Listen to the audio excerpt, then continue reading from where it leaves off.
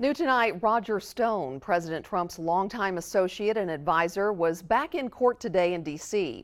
Stone faced the judge that he targeted in an inflammatory Instagram post earlier this week, which showed a picture of the judge's face with what looked like the crosshairs of a gun.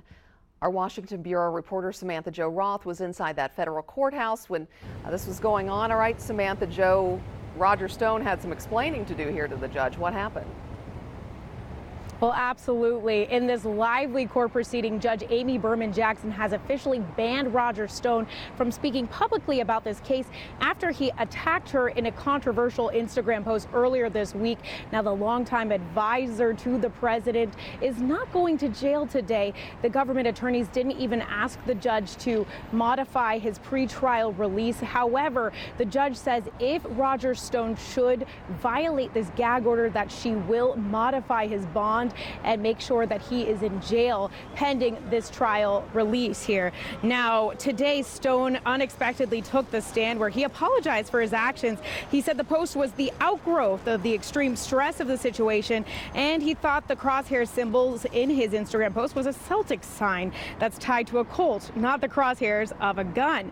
While Stone admitted he posted the photo and wrote the caption, he claimed one of his 5 to 6 volunteers provided the photo. However, he could only name about 4 of these alleged volunteers. Now, ultimately, the judge says she believes Roger Stone's actions were deliberate, and she pointed to his inconsistent statements on the stand today. She said without the modifications of this pretrial release, which, his attorneys, Roger Stone, did not want any modification of these releases, but she said without it, he posed a danger to the public. Holly.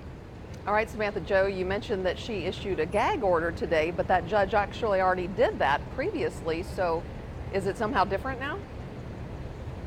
Well, Holly, yeah, this is a little bit different. So the gag order that was imposed last Friday was relatively lax. What it said was basically that Mueller's attorneys and Roger Stone's attorneys were not allowed to speak publicly about this case, not Roger Stone himself. It did ban Roger Stone from having those press conferences outside of this very courthouse. However, now this gag order, bans Roger Stone from speaking publicly about this case, about the investigation, about any participants in this investigation. However, he is able to solicit legal funds for his defense, and he is able to continue to maintain his innocence.